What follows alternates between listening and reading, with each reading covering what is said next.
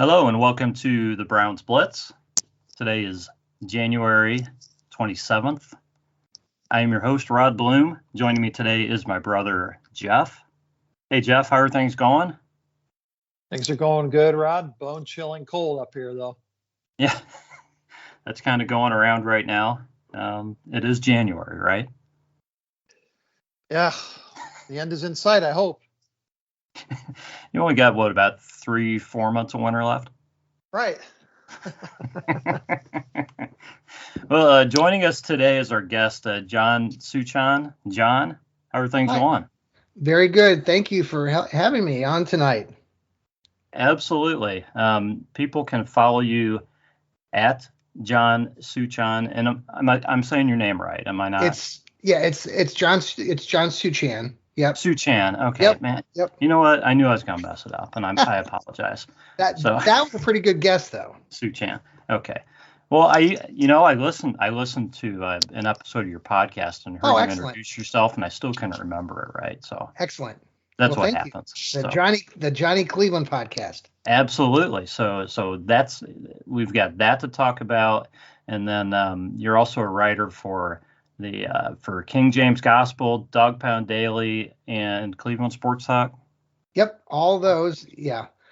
Busy man.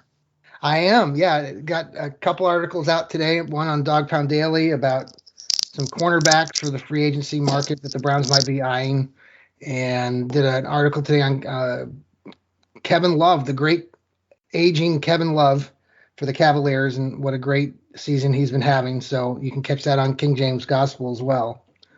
I also write for Cleveland Sports Talk, and so keeping busy.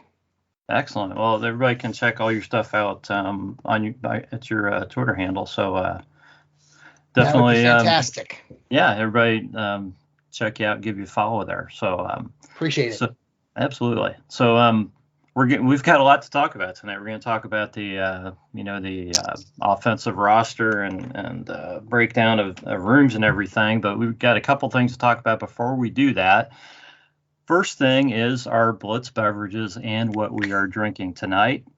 John, you're the guest. You get to go first. So why don't you tell us? Well, this was a big moment. I was planning this out all day, So I'm drinking there's a restaurant here in town. I'm outside of the Columbus area over in Gahanna, and they've got a new place downtown. So I'm giving a plug for Gahanna here. And this the restaurant is called The Stadium.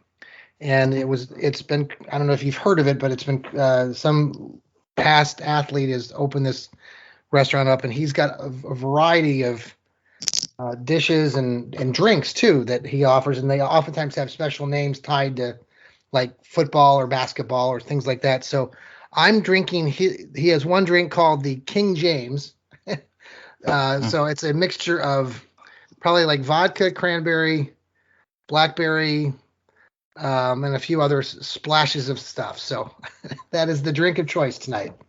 That sounds good. Yes. Is it like, it's not too foo-foo, is it? No, I tried to stay away from the foo-foo. Just had to ask. That's right. I mean, it is called the LeBron James. So it is kind of. It can't be too foo-foo. Yeah. Though. Right. Yeah. So I thought it would be fair game for the show. Yeah. Sounds pretty good. Well, Jeff's sitting this one out. I'm drinking. I've still got a couple of individual cans left from the BrewDog when my wife and I stayed there a while back, and that's not too far away from you, John. So where is that? Yeah, I've heard of it. It's in this area. It's like kind of southeast from where you are. It's east of Columbus a little bit. Got you. So I'm drinking a BrewDog Mallow Laser Quest. It's a marshmallow and pineapple hazy IPA. Okay. I gotta tell you guys, marshmallow and pineapple.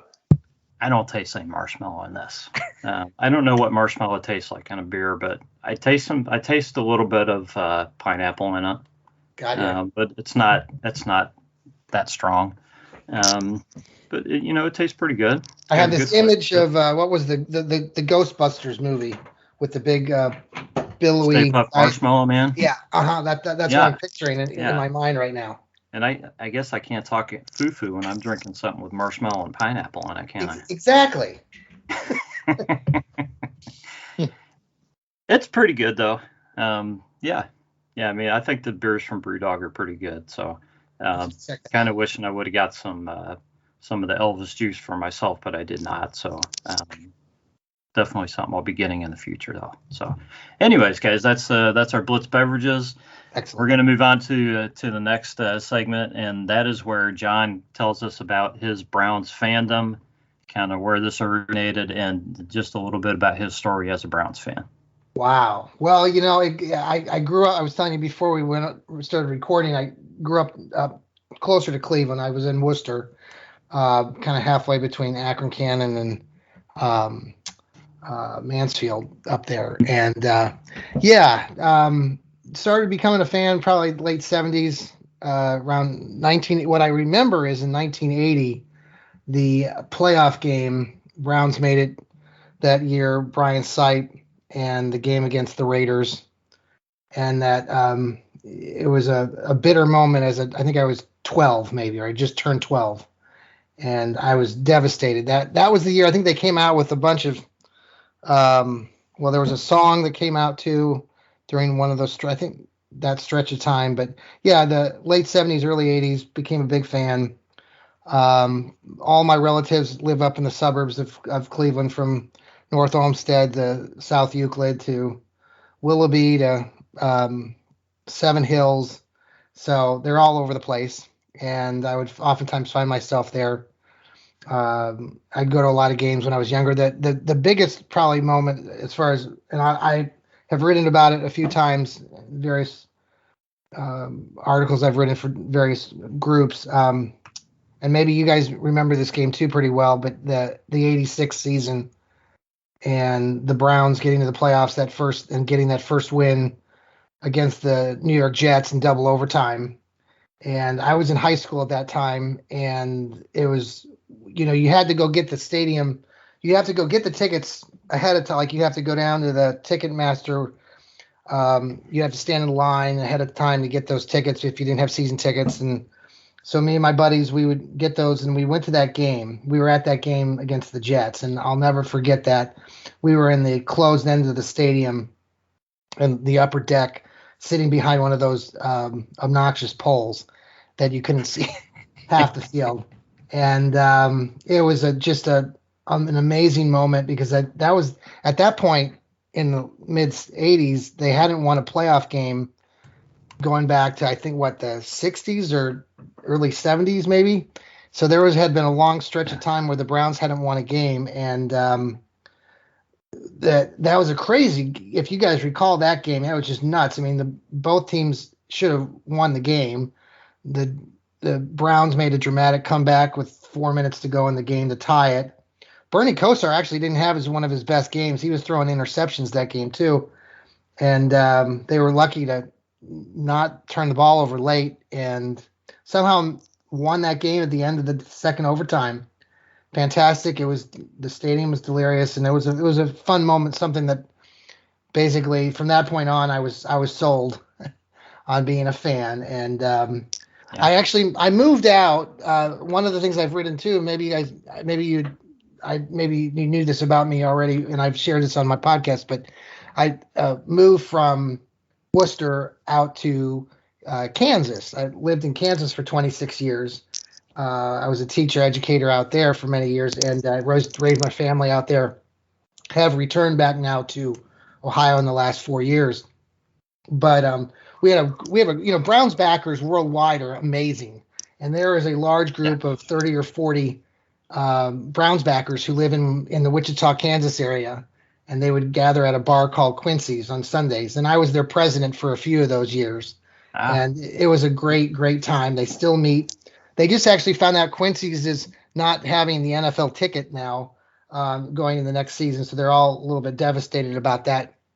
But we had a variety of people that would show up for those games. Many of the people that lived in Wichita were from Cleveland or grew up Browns fans, and so they're a very hardcore group. It just really shows the amazing way that the Browns connect to so many people across the country. I mean, there are other fan bases, and I get that, but Browns fans are very unique. So that's a little bit of the backstory for us. Excellent. And Jeff, do you want to tell John where you were sitting for that Jets game? Maybe you guys were close to each other. Probably about 5 sections over. Really? Yeah. It's amazing how many people that we've talked to that that game was a critical point in their becoming a Browns fan. Isn't that crazy? Yeah. I had been a Browns fan for several years already, but the opportunity to go to that game and experience everything you just described, talked about it many times, is something that'll always stay with me. Yeah, it was just truly tremendous. And I don't know, how old were you guys when that happened? Were you? Let's see, I was 25. Okay, so you were in your 20s. Okay. Yeah. I just remember there were people around. People were hugging each other. Like, we didn't know people, like, around, but everyone was just, that's what you did. You didn't have cell phones back then too. You didn't have all these things. It was like, right. You were really, you were involved in the game, and you weren't, being sidetracked by something else. So it was really quite the moment. It's a very tight crowd. But do you remember that game? I mean, Bernie did not have his best. I mean, he was like, I've gone back and watched highlights of that game. I mean, he made some big mistakes in that game. Yeah, it wasn't a double overtime game because everybody played well. Right. It was because nobody really wanted to win the game. Yeah, wasn't it like at the end of was it the first overtime or the end of the game where they got down to like the 2 or 3 yard line off a big pass to, was it Webster Slaughter? And then Bernie tried throwing something in the end zone. The guy literally picked it off, but he dropped it. Yeah. Right? Yeah. Yeah, it was not a clean game by any stretch of the imagination. We romanticized what a great game it was, but it was more about the crowd and the experience. And it seems to be the coldest game ever when you listen to people talk about it too. Like it was so cold, but I think the Raiders game was a little bit colder back in. Oh gosh, yes. It was probably a lot colder. Were you at that game? No. Okay. Okay. No. I was just going to say, I believe the last time I looked, that Jets Browns double overtime game is on the Browns app. Oh. You can watch it on there. Last time I looked. Now it's been a while. I started watching it a while back. I never got back to it. But see, now it was the next year after that in the 87 that when the playoffs were in that January of 88. When the Browns lost that game on the fumble. Was that the fumble? The second year was the fumble, right? Was that 88? Yeah, the drive. And then the fumble. Yeah. What I recall about the fumble was we were watching that at home.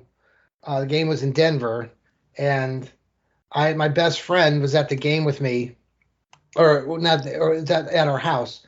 And when Ernest Biner fumbled the ball, my best buddy, he started jumping up and down on our couch in our home, and he broke the couch. And my dad still has not lived that. He's still irritated about that moment in time. I think that couch was from his from my dad and my mom's wedding, so he was not very happy. Yeah, definitely. Well, guys, let's get on to just a couple things in Browns news, and if you guys have anything to add, feel free to jump in here. But I think probably the main bit of news right now is the hiring of Kwesi Adolfo-Mesa by the Vikings, as their GM. And this is, I mean, it's great news that for a multitude of reasons. First of all, that he's getting this opportunity. Second, it reflects well on the Browns. And third, the Browns pick up 2 third-round compensatory picks. One this year and one next year. So so it's definitely a good thing. We're not going to really talk draft tonight, but this, I just think the draft looks a little bit different when you're going to where you have two third round picks and two fourth round picks. You know, it just seems like the Browns. It just feels like the Browns can do a lot more damage. You know, with those two additional picks in there. Absolutely. So that and I guess. So I mean, the rumor. I mean, with that happening, Rod, do you? I mean, what I the people are making the connection with the Vikings because of their quarterback Kirk Cousins being there. Yeah, that was my next little bit, John. Yeah. So you're right. You know, and I mean, we can talk about that now, or with I guess with our QB room, but you know, there's definitely a possibility that that there's going to be talk there. You know, if there hasn't been already, even though he's, you know, just now taking the job. But, well, I'm about conspiracies always. No,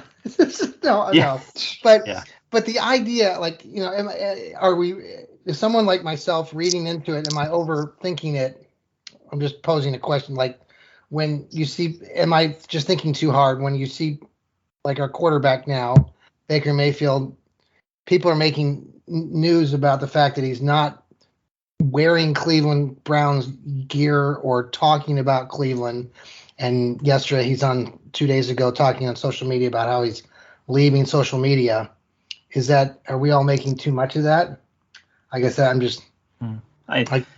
I think so, because I think the guy's trying to recover from a shoulder surgery right now. You know, and trying to rehab himself. I don't think he needs to be on social media or worried about what he's wearing right now. You know. True. You know, I haven't had that shoulder surgery. I've had another one, and the last thing I cared about was what shirt I was wearing. You know, when I had a bad shoulder. It's like whatever the heck I could get on easiest was all that mattered to me at that point in time. So, you know, so I don't really care about that stuff. I think, you know, if it works out that Baker is the guy, if there's no trade to where they bring in a Kirk Cousins or, you know, name the other guy that people are talking about, anybody, you know, to be the number one quarterback, then you know, then Baker's the guy, right? And that's how it is, you know. And I support whoever the number one QB is. So sure. And I have no idea. I haven't looked at Kirk Cousins' contract recently. I don't know what a trade like that would even look like. I have no idea. I haven't seen details myself. It would be expensive. That's the quick summary is expensive. Well, I mean, he signed his deal a few years ago, so I don't know what his average per year even is. You know, for other guys, it was the biggest deal around at the time. Yeah, he's got a year left, and he's guaranteed $35 million next year. 35 next year? This upcoming season. Well, that's this year. That's this year, 2022. Right. Yeah. He's 34 years old. He's got a base salary of $35 million. And a $10 million signing bonus. So his cap hit is $45 million. Okay. So I mean, the trade, like, for a 1 year quarterback. Right. Or the other, I mean, if you had a trade and you had Baker go the other direction to, let's say first the Vikings, then they're talking about throwing in extra second or third round picks. Is that like, I don't even know what that would look like. Can't imagine what it would look like. Right. But, you know, I think that's a conversation for, you know, if that really starts to heat up, you know, we can digest that, good, bad, or indifferent. But I think the synergies between the front offices where we kind of started this is really interesting on a number of levels. And, you know, we'll see what kind of fruit that bears as time goes on. Yeah, I mean, you can look at the quarterbacks. It could turn into a lot of other things too. Just you know, draft day trades and other things like that too. Right? Yeah. So yeah. Absolutely. One last bit in news. Did you see that Myles got drug tested again? Yes. After the He season, likes he likes to post those pictures, and then he posts a picture where, and you can't even see his arms in the picture. It's showing his six pack and part of his chest, and really? They just won't leave the guy alone. I don't know. He's got to be the most tested athlete of all time. It seems like. I would assume so. How many times does he have to? How many times does he have to pass before they'll just? Exactly. I know they're going to keep testing him, but how many times does he have to pass where they'll just kind of back off a bit and only test him maybe once a month or so, something like that. Anyways, guys, let's get into this Browns roster breakdown, and we're going to take this room by room. And I guess kind of the idea is to just kind of look at where the Browns stand with guys that are on their roster, kind of the contract status of these guys, and whether we think. Most of these guys, it's probably pretty obvious whether they'll be back or not. I say most, but probably half of them, it's pretty obvious whether they'll be back or not. The other half might be up for debate. But we're also going to look overall at the room and try to establish kind of how much of a need there is there, too. Okay. So we'll start with the first room, and that's quarterback, and we'll see if we, when I mentioned this to Jeff, we'll see if we get past quarterback tonight. Okay, so the Browns only have Baker and Case Keenum on the roster. Nick Mullins is a UFA. Yes. So now there was a rumor today that Bernie Kosar was coming back. Is that true? No. I hope for Bernie's sake it's not true, because he might get hurt out there. As much as we'd like to see him play, yeah. So Baker's 26, guys. He's in 22. He's set, and the way I wrote this down, I believe, is just more or less what they're due. So I'm not counting signing bonuses or anything like that. This is what they're due for the 22 season. And Baker's due $18.8 million. Right. He'd be a UFA in 23 right now, and let's see. Yeah, he's. I believe I'm trying to remember the way I wrote this down, because you know what, guys, I prepared for this like 3 days ago. So you have a hard time reading your writing. No, I'm just. Well, I'm trying to remember. Well, they're obviously not going to cut Baker, so it really doesn't matter what I wrote down there. Anyways, so yeah, that's Baker. Case Keenum. Case Keenum's due $6.5 million. He's a UFA. If they cut him, they essentially save the 6.5. Yes. So that's where they stand on those two guys. So I guess I'm gonna turn it over to you guys, and we'll let Jeff go first because he hasn't really got to talk much yet. Your thought on the quarterback room, and I guess your thought on Case Keenum.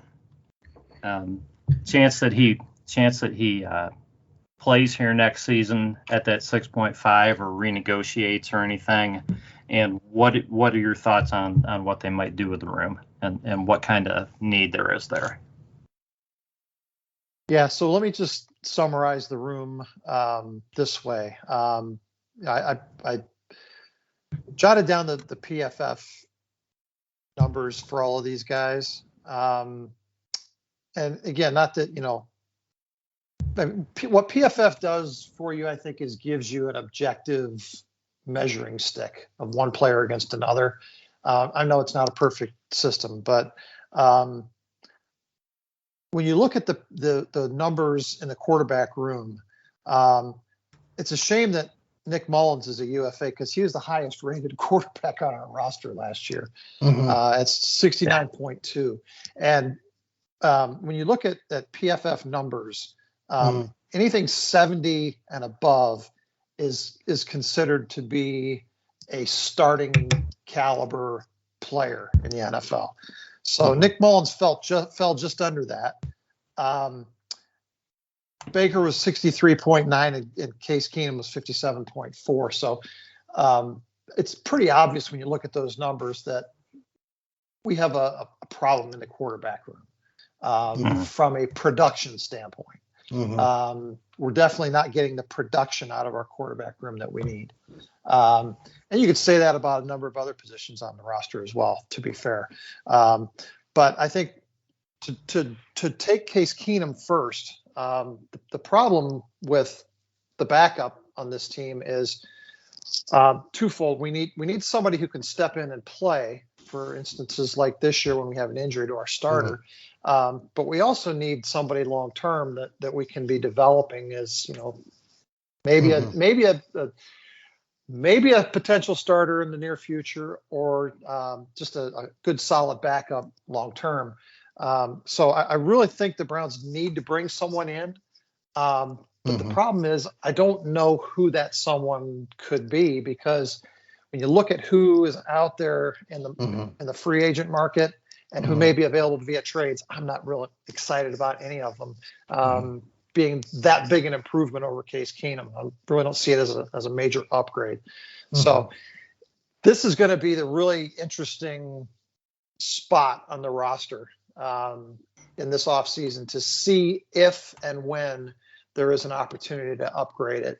I got to believe that Andrew Berry's going to look at every possible option to upgrade this position. But man, it's going to be a tough row to hoe this year to get that done. So unfortunately, we may just see another rendition of the same two guys at quarterback in 2022. Yeah, let me interject real quick. Case Keenum has a $1 million roster bonus that's payable, I think, like April or June. So that's after the season. I had that. I don't think I have the date written down here, but I think it was so like if he's going to be cut, he's going to be cut before that roster bonus is payable too. Right. And John, I'm going to let you. If Jeff was done, I'm going to let you go because.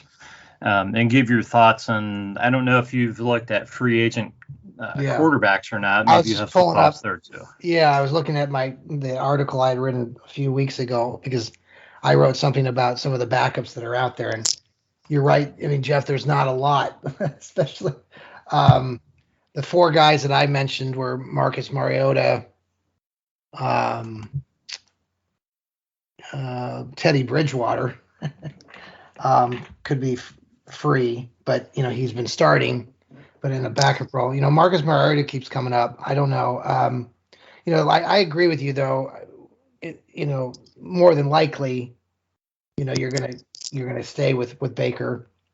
You'll stay with Case Keenum. The Nick Mullins.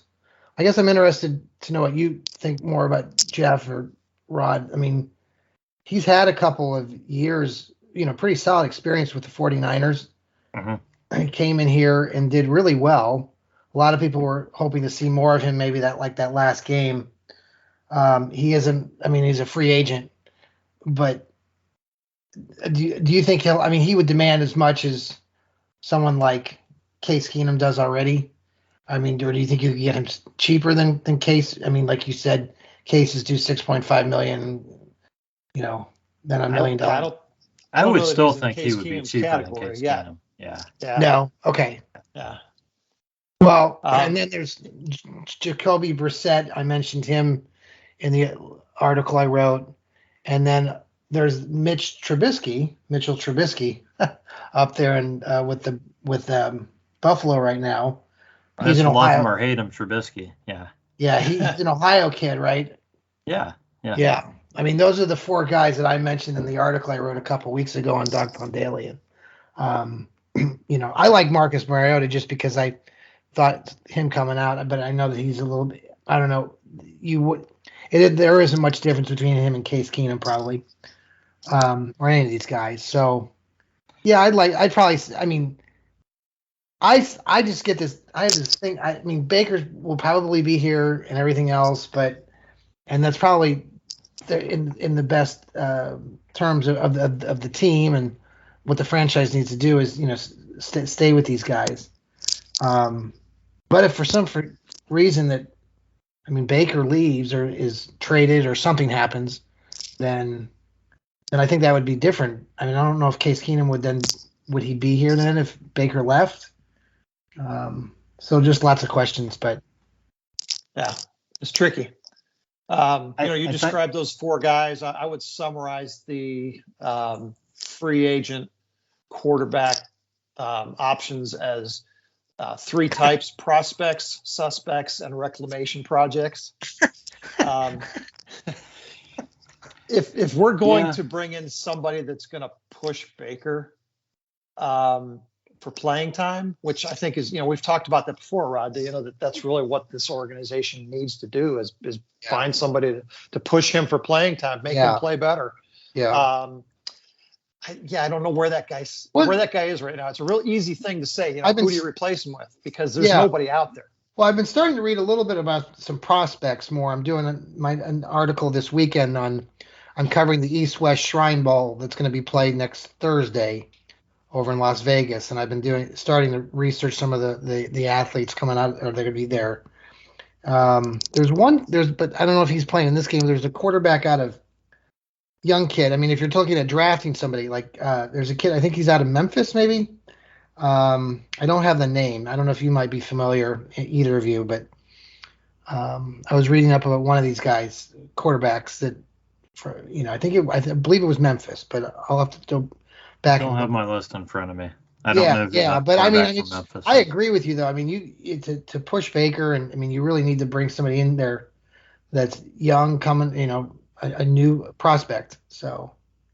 Yeah, I don't, and Jeff knows the draft class better than I do, but I don't think there's anybody who the Browns are going to draft who is going to come in and push Baker. Are you talking about Bailey Zappi out of Western Kentucky? I don't think so. I'm sorry, I don't have that info in front of me. I caught it yesterday. I was reading something, and I'm giving you the wrong school, I'm sure. I'll get back to you on that. Okay. I mean, quarterback position obviously is not strong in this year's draft. Well, Jeff, and Rod, the idea that, I mean, I've done some different articles on Baker. I've been, most of my articles I've written over the last year and a half have been supporting of Baker, and I even wrote one a couple months ago that, said that, staying with Baker is the best planning and moving forward. But if they play this out and he doesn't sign a contract, and then they play out the season, see how he recovers from the shoulder surgery, is he here beyond that? And then, because, I mean, people that support Baker and look at his stats, and I've looked at this too, I mean, the consistencies, at least as far as just being there consistently, playing games, being on the field, is something that we haven't seen from a quarterback for a long, long time. And so that's a benefit, obviously, of having Baker Mayfield. But can he get you to the Super Bowl? I don't know. I was probably like a lot of people a year ago when they played the Chiefs, thought we were a lot closer to the Super Bowl than we are today. So. Yeah, guys, I think at quarterback, it depends on what the Browns truly decide to do. They can go one of three ways. They can try to go after somebody to replace Baker this season and go for a trade, in which case maybe you're best off keeping Case Keenum, or maybe they decide to cut Case because they want to free up the money to pay this new quarterback. Right. Or they can bring in one of these guys to supposedly compete with Baker, but I don't really think that, I don't really think Mariota or Trubisky, any of those guys, I don't really see those guys as true competition for Baker. No. To me, it's a matter of whether those guys are better than Case Keenum or not. Right, and that was what I wrote the article initially for, was just like, I suggested that you could relieve some money if you release Case Keenum with that $6.5 million and bring in a cheaper prospect like Mitchell Trubisky or Mariota. The Browns could save a little bit of money that way. That was the purpose of that. Yeah, I know a lot of people, when they read the article, they were like, some people would be confused when they wrote comments back and like, Marcus Mariota is not better than Baker. I'm like, no, we're not talking about replacing the starting quarterback. We're talking about backups. So. Yeah, I mean, I think the third way is they cut Case, and maybe they bring Nick Mullins back on a fair deal for them that's not close to what they're paying Case, but they feel comfortable with Nick Mullins being the backup. Yeah, and they draft the third guy. So who's more? Go ahead. No, who's more at fault then? Like, I know this is a different question about the quarterbacks, but this whole conversation over the whole season. I mean, with Baker going out there every week, I know maybe you guys have already touched on it in previous shows, but I mean, who's more to blame? I guess it's like he was going out there every week, and the coaches kept saying he was their best option, but Case Keenum did a pretty good job against the Broncos that one night. He had, I think, other games that people thought he might be out there instead of Baker, and they kept putting Baker out there. I guess I just wonder who's more at fault for that. I mean, who was really running the show there? That's a good question. I'll be honest. I don't know if we ever came to a consensus on that. We've talked about it. I don't think it matters really. I mean, the reality is that we had a severely limited offense because of what our quarterbacks were capable of this year. Okay. And you can blame that on injury or whatever. But the reality is that we had to keep our offense very, very simple and low risk because of the limitations of what we had at the quarterback position. And, if you said that about any other position on the roster, you would be saying, geez, we need to upgrade that position, right? The unfortunate thing is that that's a really tough thing to do, to upgrade the quarterback position. Obviously, every team in the NFL, with the exception of, maybe the top 5 quarterbacks, is thinking the same thing. We should really be upgrading the quarterback position, right? Pittsburgh's got a real quarterback problem right now, So, well, even some of those teams, Jeff, are worried about their backup. Is their backup right? Enough? Absolutely. So, we're always going to talk about upgrading positions, and maybe what we have next year is, Baker has a bounce back year. He's healthy, and he plays like he did at the end of the 2020 season. And this isn't a problem going forward. Yeah. Okay, but I think as a responsible general manager, you have to be out there looking at every possibility, and can we find somebody in the draft that we develop as a backup or maybe a long-term starter? I think that's a separate question. I think that's absolutely something that needs to happen. Okay, but I don't think that resolves to your point. That doesn't resolve our starting quarterback issue. Probably even in the next 2 or 3 years. Okay. Yeah. Yeah, I agree. You guys ready to talk running back? Let's do an easy one now. Yeah. Let's do an easy one. Let's talk running back. Now, I did propose a trade now with one of our running backs. I don't know if you caught that, but as a kind of a joke, but not a joke, but people made a lot of comments about that recently involving one of our running backs. I missed it. Why don't you lay it on us? Well, it was, I don't know if you saw the title of the article, but it was 4 attention-grabbing trades. Thus, the title of the article was to grab your attention. And the first trade that I suggested was trading Kareem Hunt to the Dolphins in the fictitious world, because a couple reasons. I was in the piece I defended trying to keep Ernest Johnson. He'd be cheaper, and the Dolphins. I gave the Dolphins because they have $70 million in cap space. They don't really have a really good run game. They just fired their coach. I don't, there's various reasons, but I laid that one out, and I think I gave the Browns several draft picks in return, like third round picks, 4th round picks. But I got a lot of people were very outraged about that. So, but I did it in it. The article was not intended to be straightforward, flat out. This is what I believe, but I was trying to give some scenarios of possibilities. I think I also talked about Austin Hooper getting traded maybe to like the Carolina Panthers, and I know Jarvis Landry is not likely going to get traded, but I did propose that, and actually it was interesting. I listened to somebody else talk about Jarvis Landry being traded to the New England Patriots. Now, some people believe that would be contrary to what the New England Patriots are all about, but anyway, getting back to the running backs, I threw that one out there about Kareem. It could save the Browns some money, and Ernest Johnson could take his place. And the connection between Chubb and Hunt, obviously Hunt's been injured for a lot this year too. So yeah, well, I'll just say I don't think that's totally far-fetched. Kareem Hunt has been a huge part of the offense, and I think he can do some things the other guys can't do. But I mean, I think they can all do things that are a little bit unique. Chubb, Hunt, and Johnson. Johnson to a lesser degree, but he's definitely proven his value, and I think shown the league what he can do. So let's talk about this running back room. Nick Chubb signed the extension, and guys, when I'm giving ages, these are approximate. So I know some places they give the age of what they're going to be next season and that. So some of these ages I think are what the guys are right now. So Nick Chubb's 26. In 22, he's going to make $5.2 million. In 23, he's slated to make $14.8 million. Okay.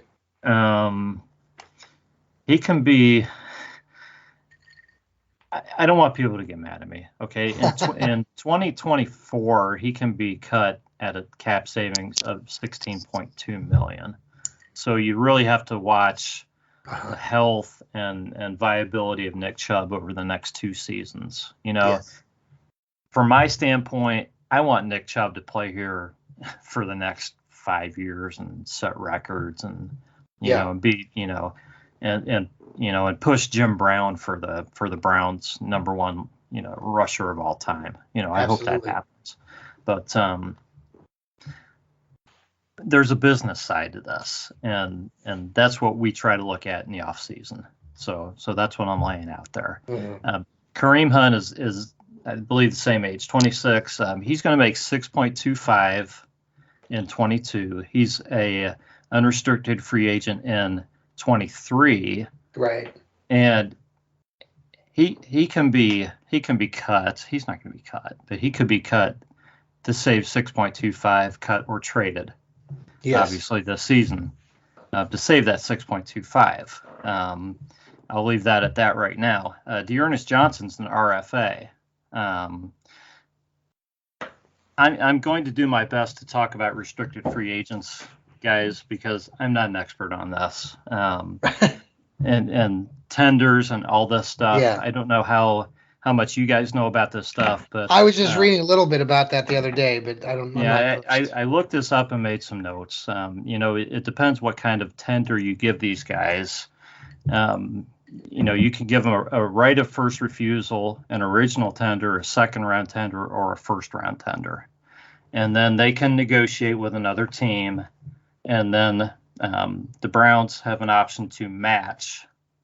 And essentially, if you do the right of first refusal, I'll be honest with you, I don't remember exactly what that entails. But the original tender would give the Browns a pick in the round that the player was drafted in.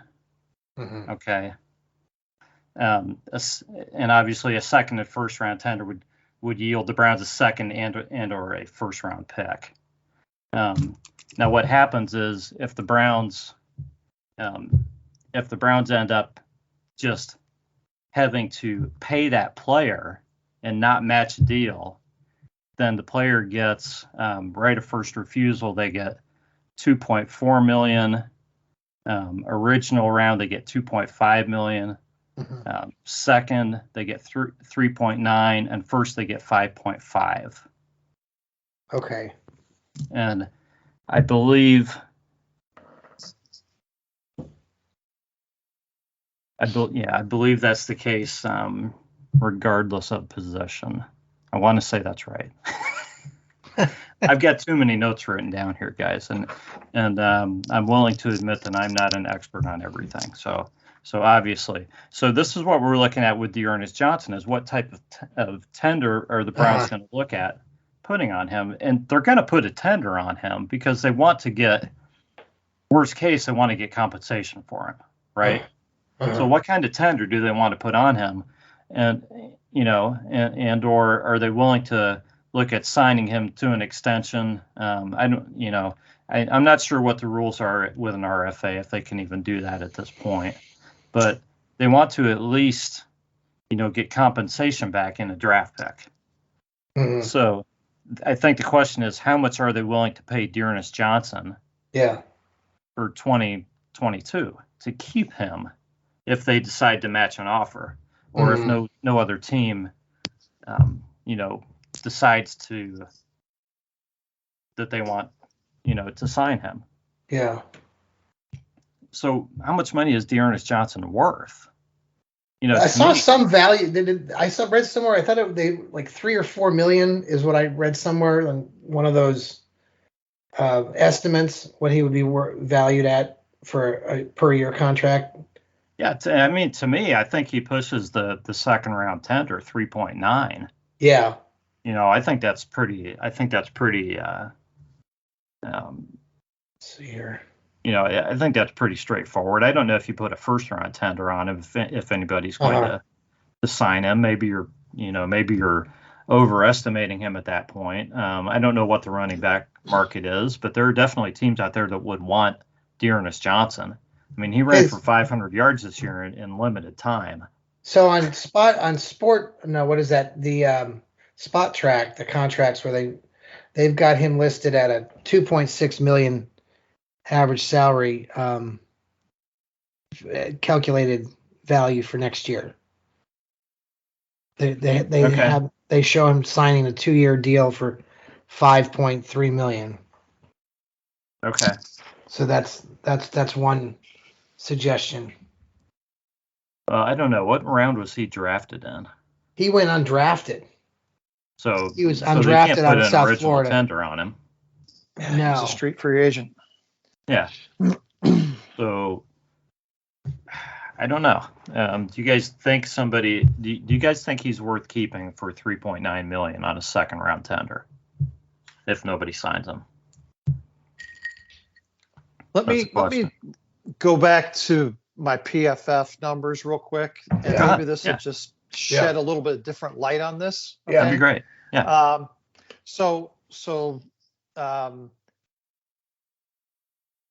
Nick Chubb was rated at 81.7. Ernest Johnson was rated at 81.1. Wow. Kareem Hunt, well, let me do Demetric Felton first, 78.1. Okay. And Kareem Hunt, 74.4. Then you got Andy Janovich and John Kelly down in the 60s, okay? And Johnny Stanton. The way I see this, and I'm going to round Kareem Hunt up to 75, okay? But the Browns offense has 8 players that are ranked 75 and above. Okay. And 4 of them are running backs. Wait, who's the fourth one? So you've got Chubb, Hunt, Johnson, Felton, and Hunt. Felton. And I'm putting Felton in the category of a running back. Sure. Okay. I listed him as wide receiver. He's more than that, okay? But, when you've got 4 really highly rated players at a position where really only 2 are going to play, it makes that idea of, moving on from one of them one way or another not all that far-fetched. No, I agree. Yeah. Right. See, and that, so like you were talking earlier, Rod, about, Nick Chubb. I mean, I feel like Nick Chubb's the best running back we've had forever. And, the numbers back that up. And by my numbers and by my math, he should be able to get up to Leroy Kelly's stats, not next year, but at least within the next 2 years, probably, maybe need that third year to get to the 7. Well, he could hit it before then, because I think he's at 5,000 some. I don't have the actual number. Yeah, I don't have it in front of me, but he moved up to 5th or 6th right now, and I mean, Jim Brown's at 12,000 something, and Yeah, there's a little gap between first and second on the list. yeah, just a little bit. But I mean, I don't see. I agree though. That's an interesting what you said too about him being was it 2024 that they'd have an option on Chubb's contract to see kind of what he does. 2024, I think he's not guaranteed at that point. So, maybe there's a renegotiation at that point, or, maybe, I mean, it's going to depend on his health and everything. I mean, he'll be 28, 29 at that point. I mean, I think the Browns have been very smart about his workload. I mean, that's a whole nother issue. People definitely argue about him not getting the ball enough. Are the Browns being smart, or are they not using him enough? That's a question for another show. But what do you think, Jeff? Yeah, what is it, Jeff? What do you think? Like, where do you think that with like your suggestion on the 4 guys? I mean, the 2 we don't really need. Where do you see that going? I think Kareem Hunt and Ernest Johnson are really competing for the same roster spot. Okay. And I don't think both of them will be on the team again next year. So it's really just a question of what they do with one or the other of them. What's the most attractive option? Yeah. Well, at this point. Go ahead. I was gonna say you can trade Kareem, or you can try to get a second round pick out of Ernest Johnson. Yeah. So what do you think's more likely, Jeff? Yeah, I don't know. I mean, I think, Kareem Hunt is more of a known asset at this point around the league. Sure. He's in his walk year. He's on a pretty team friendly contract for this year with the, potential to sign an extension with another team. Teams might look at him as a really attractive guy that are looking for that number 1 running back, and he's shown that he can do that in the past. Ernest Johnson is a really nice compliment to Nick Chubb, but we've said he could start for a lot of teams. Yes. So there are a lot of teams that need running backs. So at this point, I don't know which way that goes. I am pretty confident though that they both won't be on the roster next year or next fall. I think you're probably right, because I don't know. I mean, if they put a second round tender on him and keep him and pay the $3.9 million, I mean that's $10 million they're paying Hunt and Johnson, and they're paying Chubb $5 million. That's $15 million in running back. And you've got those assets that you can use to fill another void somewhere on the roster. Right. Either with a second round pick or I mean, I don't know what you get for Kareem if you get a player, or players or draft picks or whatnot, but you definitely get something of value for Kareem. And unlike quarterback, it's pretty easy to go out and find a second or third running back in the free agent market, in the draft. There's a number of ways that you can find a guy that's going to give you adequate, backup potential. It's not like quarterback, where you got to have a guy that can come in and lead an offense. I mean, running backs are, not nearly as high.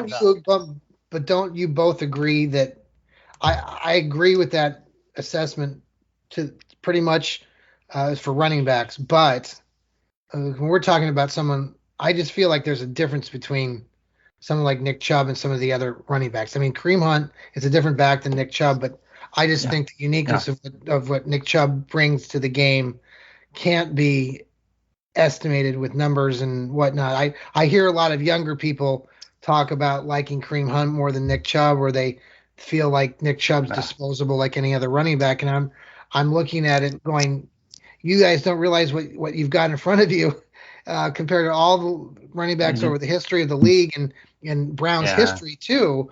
I mean, Nick Chubb was going to end up somewhere in that top tier forever. John, I was beating the drum for years to extend Nick Chubb because of the fact that people kept saying that you can't pay a running back and win and all this. And I'm like, Nick Chubb is not a running back. Okay. He's Nick Chubb. Okay. I've said in my articles, he's the heart of the team. I still believe that. I would take so many guys like Nick Chubb on the team.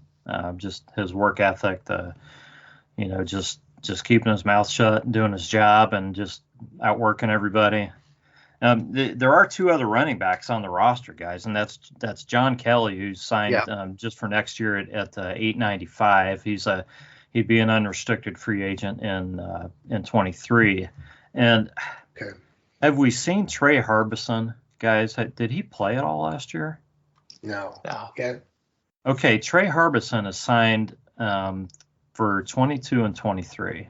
Okay, 705 and 22, 940 and 23, and he would be an RFA in 24. So where's he from? College did he play? Did he? I don't know. Do you have that in front of you, Jeff? Because I don't have that in front of me. Charlotte. Okay.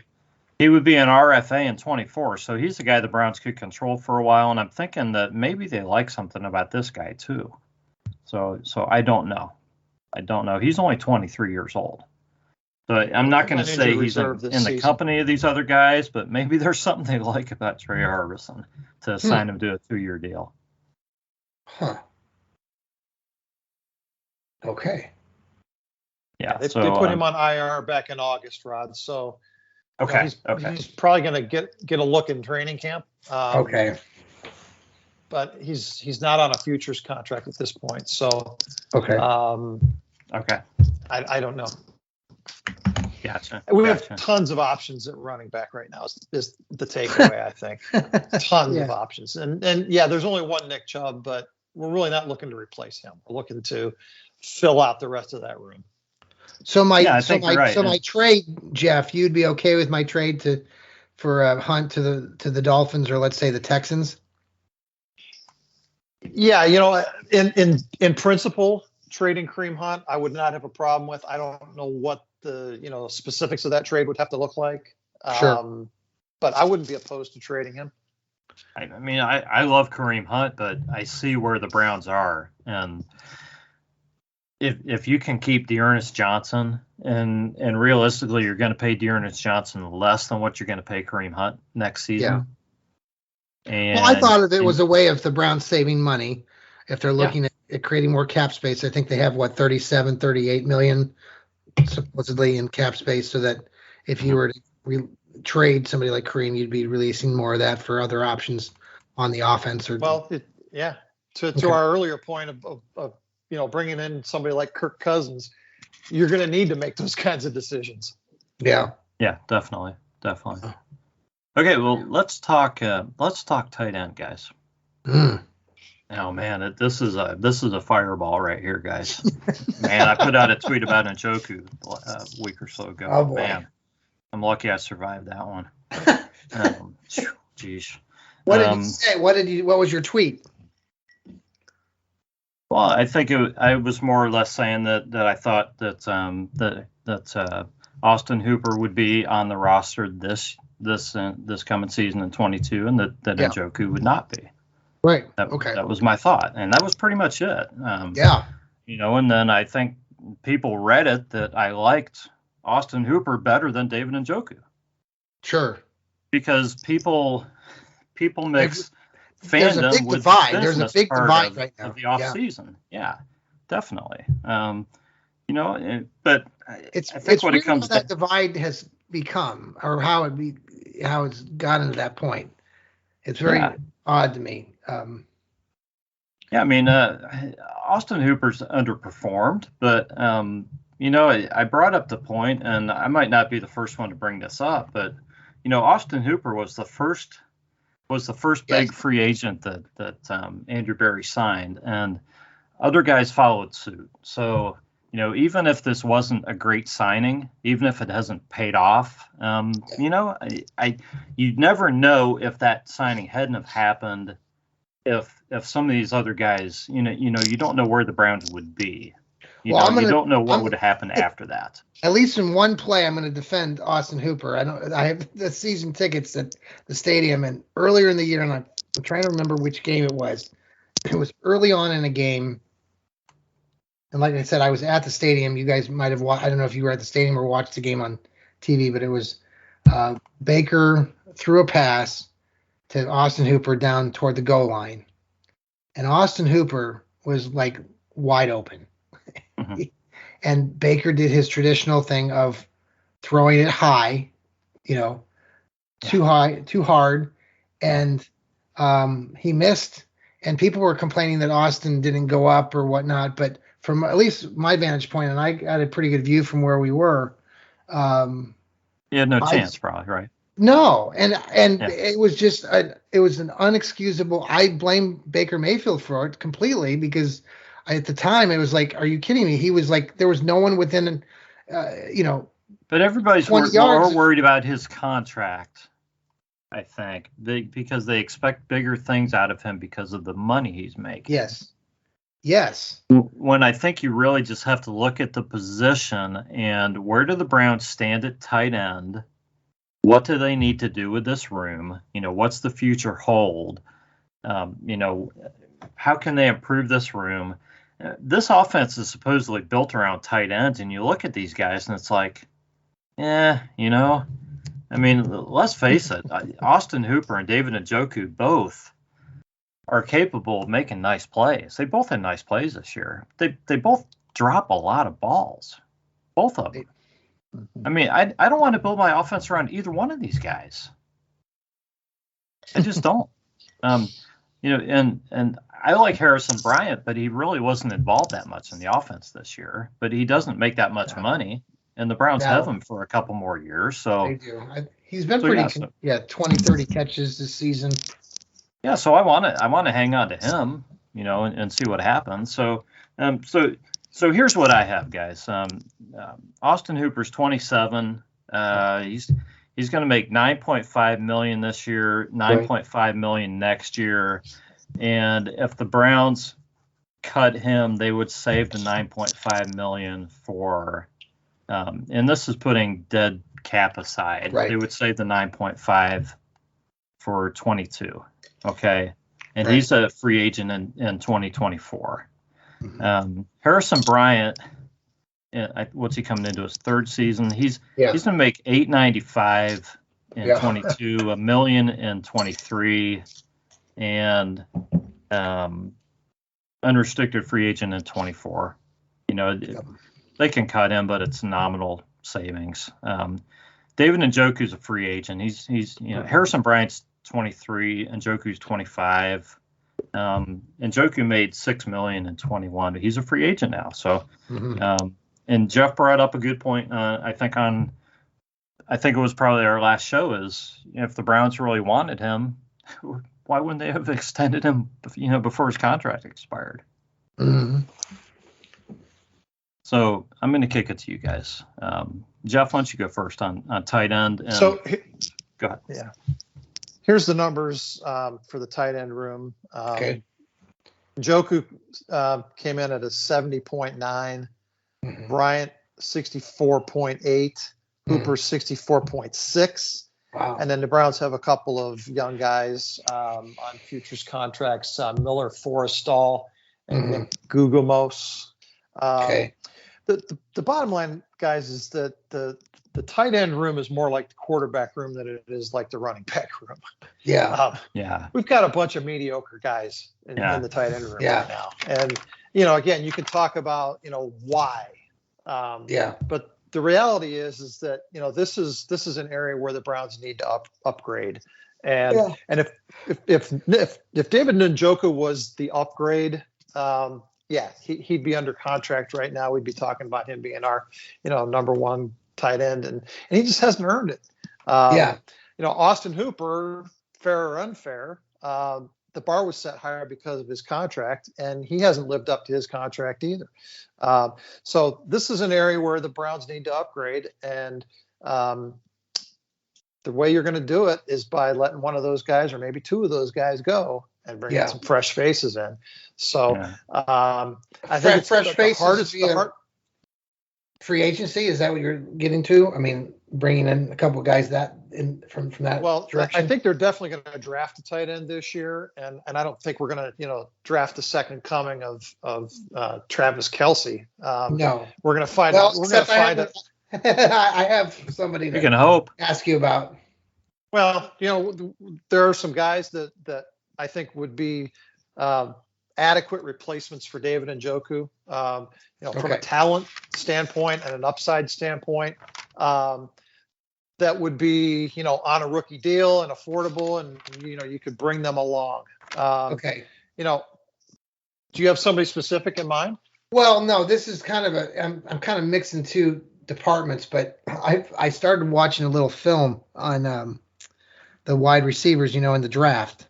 And have you watched film of Drake London from USC much? Have you the kid, the wide receiver, the 6'5" kid out of USC? Jeff has, yeah. So when I've watched him, he reminds me of Travis Kelce. Yeah, like he used to play ball for USC, and Travis Kelce did. I mean, just watching that film, all the passes that he was catching, he was boxing out his corner, the defenders, like he would playing basketball, and go up. And I just kept thinking, my God, he would just, move the chains.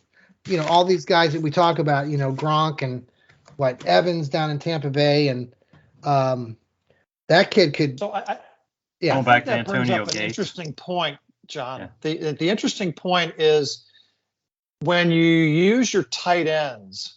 We're in a tight end heavy offense. When you use your tight ends as your possession receivers, and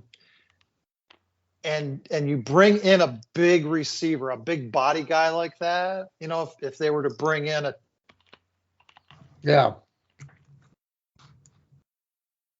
there? He'll come back. Yeah. Okay.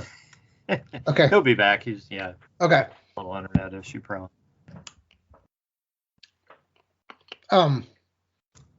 Yeah. If it's the point, the Chiefs, for example, they got, you're using Travis Kelce, but they've also got Tyreek, Hill there, just, stretch the field. We don't have that with the Browns right now. We don't have somebody receiving tight end, right? Yes. Right. But I mean, like, we don't, like, Jeff, you don't see, like, with the Browns, we don't have that. You were a tight end heavy offense, but we don't have that guy that can stretch the field yet. So you kind of need both, right? I mean, you need a new guy, like someone like that kid that we just mentioned from USC, Drake London maybe, right. And then like somebody else that could stretch the field that's more of a speedster, like who we picked up last year. Like Schwartz. Schwartz to do that, but they need more than just Schwartz at wide receiver, obviously. Yeah. Right. I mean, what we need is guys who can create separation, who can run precise routes, particularly with Baker Mayfield as our quarterback. He is very much a timing guy and an accuracy in route running guy. So we need guys who are crisp and sharp and can separate from DBs. Right. So I think that's equally if not more important than the idea of, length from a 4.3 speed perspective. Mm-hmm. I have always thought that this team needed a big bodied possession type of guy. I grew up watching Ozzie Newsome as that guy who got to the first down marker and secured the ball. Always caught everything. Time. Yeah, everything. Every time. There wasn't a question whether he's going to catch. So again, we need guys in the tight end room who can do their job, whatever is asked of them. I don't think we need superstars in the tight end room. It would be really great if we had a Travis Kelce, but our offense doesn't need that to be successful. What we need is guys that are just that are B's instead of C's and D's. Okay. Well, and Jeff and I, and we're kind of transitioning here into wide receivers, but Jeff has always come back whenever the Browns draft somebody, and sign somebody. Jeff's like another 5'11" receiver. Right. Right. We never have anybody who's. I mean, the biggest guy we ever have is 6 foot or 6'1". At the most. Yeah. I mean, can you imagine if we actually had some guys for 6'3", 6'5"? Well, we had Josh Gordon. for Right. one Oh, for yeah. one Yeah, one good season year. where he went for 1,600,000 yards and Right. In like 3 games. Yeah. right. Yeah. We remember. Yeah, definitely. But real quick, guys, I didn't bring up, and Jeff and I talked about this briefly, but Stephen Carlson, who was hurt all year, Yeah. I don't know his contract status, where he stands, but he's a guy I could almost see having, playing a part next season for the Yes. Browns if one of these guys goes, if they don't re-sign Njoku and they draft a guy. I mean, you want 4 tight ends on the roster anyways. Carlson's got good hands. He's never really had a chance to make a big impact on this team, but man, when he's had the chance to play, he's shown that he can catch the ball. Yes. So he's a guy I could see, He's on a becoming that 1-year. third guy. Go ahead. He's on a 1-year contract. Let's see. He's a restricted free agent right now. Okay. He's in on his contract's $850,000 at the moment. Well, I kind of think the Browns are going to want to bring him back, but we'll see. We'll see what they do at tight end. It's a very interesting room. So, you guys have time for one more room, or should we wrap up? I got time. If you got, I'm good. Yeah, Okay. let's go.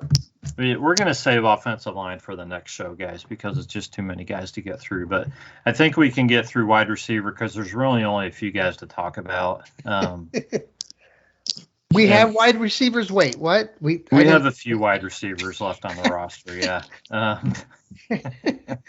Here's who we have. Jarvis Landry, 29 years old, scheduled to make $15 million this year. He would be an unrestricted free agent in 23, and his contract is not guaranteed. So the Browns can save that $15 million by cutting him, or I guess if they find a trade partner. But I don't know if anybody's going to want to take on that $15 million contract. So we'll see what happens. I think Jarvis is a candidate to be cut. So we'll see what happens there.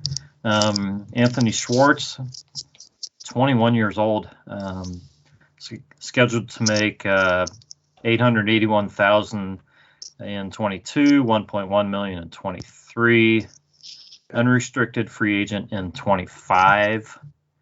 DPJ is 22 or 23 years old, pretty much the same money, and UFA in 24.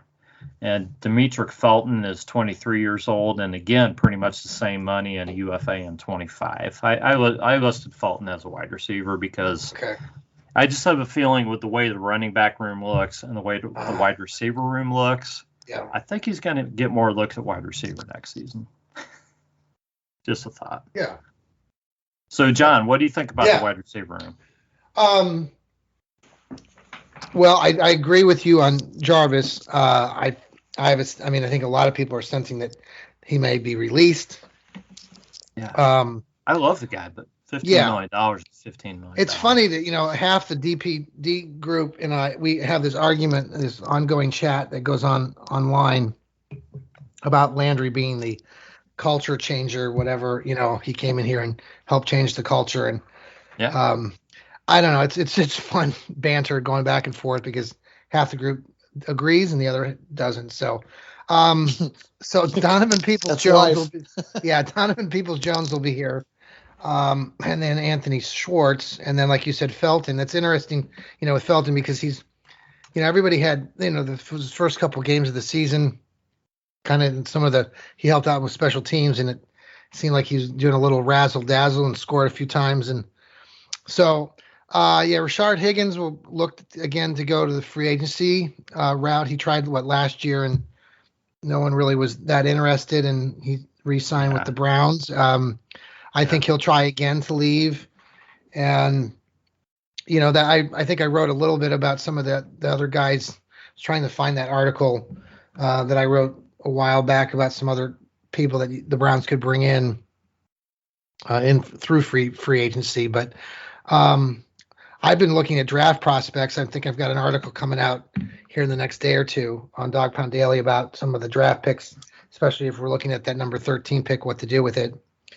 And there's certainly a long list. And I mentioned him just a second ago, but I'm falling, madly in love with this London Drake kid out of USC. Just lanky, tall, catches the ball, moves the chains. You've got other speed there too. Garrett Wilson, obviously the Buckeyes that, a lot of people are clamoring for those two to have the Browns look at. Yeah, Garrett Wilson and Chris Olave. There's the kid out of Arkansas. Obviously, I think the Browns should draft somebody. Everybody wants them to draft the wide receiver at 13. I don't know if that's going to happen. The Browns haven't really – they only drafted two guys in the first round of the draft. They drafted Casey Coleman back in 2015 out of Baylor, and then they drafted Braylon Edwards back in 2005 with the number 3 pick. You know who was drafted in 2005 at number 24? In the first round of the 2005 draft? Anybody? Too far back for me to remember. No. One great State Farm commercial guy, Aaron Rodgers. No. I'm not sure who the Browns were quarterbacking back in 2005. It was Brady Quinn or somebody after that. But yeah, Aaron Rodgers was the went number 24. Well, if they took Corey Coleman that year, they didn't draft a quarterback that year, did they, Jeff? No. Oh, right. But they're going to need to do some things there this offseason. The hype that was for Donovan Peoples-Jones, I make fun of this snarkily, all season about people were so over the moon about Donovan Peoples-Jones making a catch or two in training camp that, they thought he was going to be the next, Odell Beckham Jr. But he had a better year this year and he made some progress in areas. But I think you mentioned it earlier, Jeff. Their receivers aren't, able to separate very well. Most of them. He's not a number one receiver. No. He's not a number 1 or 2 receiver. No. So definitely Browns are going to need to look both places in free agency and the draft. Well, I'm gonna try and pull up a couple names too while you guys just continue to discuss. Okay, Jeff, you have PFF grades? Go ahead. Yeah, I'll give you the numbers. I won't even attach names to them. 66.3, 65.7, 64.7, 57.4, and 54.7. Man, we don't have a starting receiver on our roster. Bottom line. But no, we don't. And I talked about this on the last show. There's not a receiver who's in the top 50 in any of the meaningful categories. No. But Jeff, wasn't that the whole idea? Like the people were over the moon about the Browns because they thought we were going to have this. We had the best wide receiver core. Coming into this year and all the hype and Odell Beckham, and was it just? Well, it felt like it. It really did. It felt like it, but the numbers don't prove it at all. No. Well, you had Beckham and Landry, and then DPJ is your number 3 guy, and then you had Schwartz coming in and Higgins. It sure sounded good. Sure. It did. Well, I think part of the problem is you have to throw the ball more than 6 yards. If honestly, you want to put any numbers up, See right, the chain? See that first down mark? Right. Yeah. So to live as a receiver in this system is pretty suffocating, evidenced by the Odell Beckham divorce. But you don't like it here. Yeah. Well, yeah. Whatever. Say what you will about Jarvis Landry, but he just didn't earn his keep.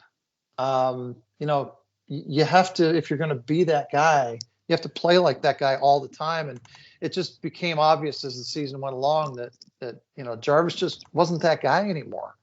And I'm not sure that anybody else. Yeah, I agree. I'm not sure anybody else on the roster is going to be that guy. So, you have to have a couple of developmental guys, like you said. DPJ is probably going to be here. Schwartz is going to be here as developmental guys. But man, this is the number 1 need. I got offense. Jeff, I got 2 names I want to throw out at you, and these guys are cheaper in the free agent market that I talked about in a previous article. But one is the Lazard kid from Green Bay. He's a free agent, the wide receiver. Mm-hmm. Yeah. They paid him $850,000 in Green Bay this past year. I think he went undrafted. when he was first. But he's probably got decent numbers this year from Rodgers, I would guess. Yeah, he's had 35 catches or so, and he played pretty well against the Browns when they played that game. But what about the other kid that comes up? He plays for the Chiefs this year. And the only reason I bring him up is his name's Byron Pringle.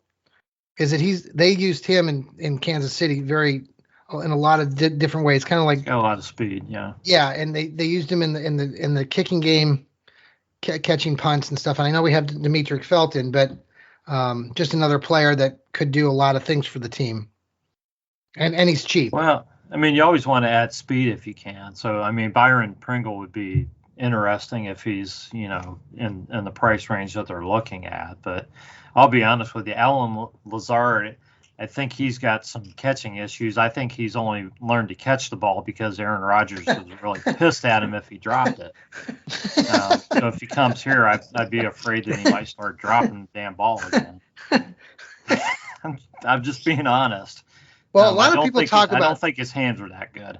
Some people want to bring in a more pricey receiver like a Mike Williams out of the Chargers, but the Chargers paid him $15 million a year ago. I don't know. I think the Browns are going to go through the draft. I think it's more likely that they draft 2 receivers in the first 3 rounds, especially now that they have that additional 3rd round pick. Do you both agree? Do you think they will both draft a receiver then at number 13? Do you think that's what's going to happen? I think it depends on free agency, but I mean, Jeff studied this draft a lot more. So what do you think, Jeff? Yeah. Go ahead, Jeff. And it's still early, guys. I mean, it's really early in talking about draft prospects. I'll change my mind 2 or 3 times before we get to April.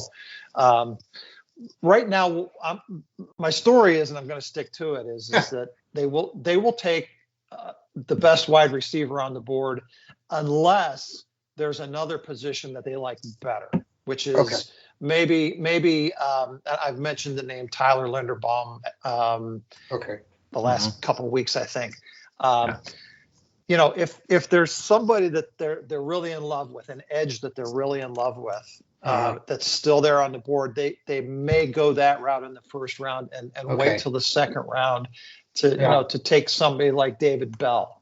Out of Purdue. He plays at Purdue, right? Purdue. Yeah. So he got great size. He's got a nice size too. Yeah, he's a big kid. Yeah.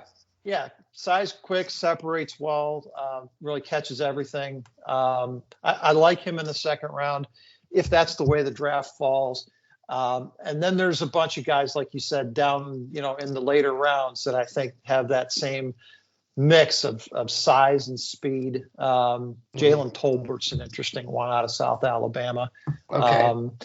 So, I could see a scenario where they take a receiver in one of those first 2 rounds and then double up in a later round on a more of a developmental guy. But I still want a mid-tier free agent a la Rashard Higgins. Yeah. But I would like to see somebody with a little more upside. Yeah. So Jeff, let me ask you this. If the Browns do go wide receiver at 13, give me your board, your receivers 1, 2, and 3. Right now. We're not going to hold you to it for later. Yeah, this is hard because they've kind of been all over the place. I mean, I've seen Drake London from the top of the first round to the bottom of the first round. Yeah. Because he's injured. Yes. He broke an ankle, is that right? He broke his ankle back in November? Yeah, pretty serious ankle injury, I think, midway through the season. So right now, I think the 2 guys from Ohio State and Drake London have to be your top 3 because Jamison Williams had the injury. And Traylon Burks is in that range, but I think he drops down lower on most draft boards because he's just not a speed guy. He's a big, strong kid who catches everything and is going to win at the point of attack, but he's just not fast by NFL standards. And then you start getting into a second tier of guys that are going to be, somewhere in the, late 20s to late 40s, pick wise. that could go in pretty much in any order. And if David Bell makes it to our pick at 45, I think that's a marriage made in heaven. Again, just depending on who we take in the first round. And I could even see a scenario where, maybe they took a flyer on Drake London up high, and then came back and took a David Bell in the second round. That'd be pretty incredible. Yeah. That would be crazy for the Browns franchise to do that. But the need is there, and this draft is so solid. It's solid. Wide receiver. Yeah. But this is kind of a silly question, but because you don't know, but where do you think Jamison Williams goes in this draft coming off the injury? Wow. Yeah. Pretty much anywhere. You think he still goes in the first round? Oh, I think he still goes in the first round. Absolutely. Okay. Yeah, I do. Because, knee injuries just aren't career ending like they were 15, 20 years ago. Guys come back, and someone's going to get real solid value for Jamison Williams, probably, toward the bottom third of the first round. If he lasts that long, I wouldn't be surprised if, what if he was really still, wants, What if the Browns had an opportunity to move up and to grab him at the end of the first round? Would that be take him and Drake London? Oh my God. No. Well, there's boatloads of trade scenarios up and down. I actually prefer the trade down scenario. Okay. Because I like all the players that are in the late first round and second and high third round, and we've already got that extra third and fourth round pick now. So we've got so much capital to be able to move around to pick guys where we want them. That I would not be surprised at all to see, us move down in this draft for an additional pick somewhere, and then maybe move it back up like we did for JOK. It's going to be fun to watch with all the different guys that are out there. Were you, Jeff? You guys get a chance? I had the chance to go there on that day too when Joku got drafted up in Cleveland. That was a fantastic moment. I was shocked. We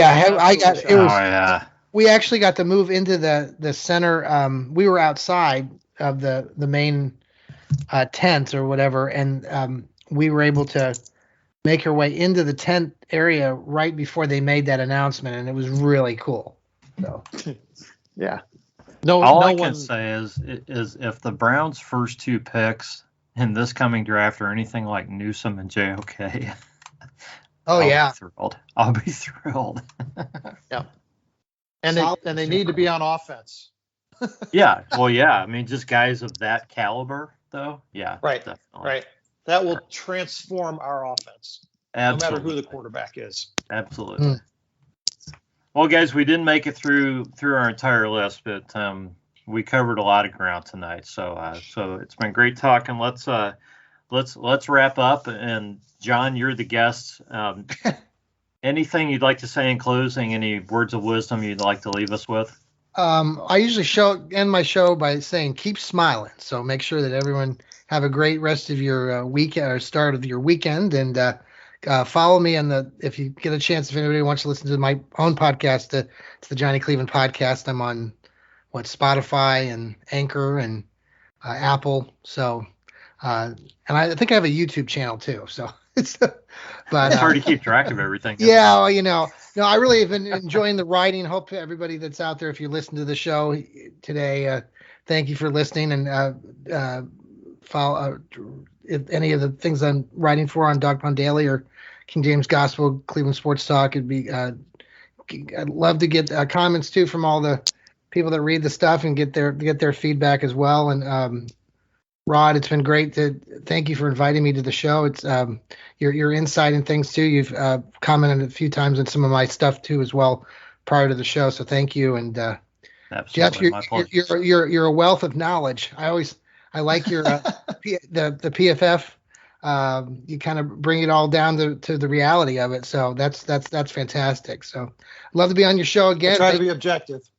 Thanks again so much. I'll have to have you guys come over to the Johnny Cleveland podcast one night. So we'll have to do a show that way too. Sounds good. Jeff, any words in closing? Well, let me just wrap up the whole PFF conversation with this. We didn't get to offensive line. We obviously know that that's the strength of this team. Offensive line and running back are two areas where we have a wealth of riches.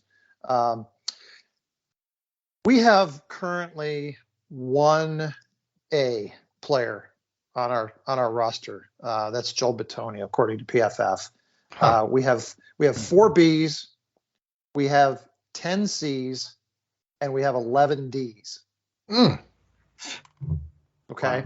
And out of 28 total players who are ranked, the rest fall below that. Okay. The problem right now is that of our 11 starters on offense, 5 of them are Ds. Wow. That's a problem. Yeah. That's a problem. That's a problem. Yeah.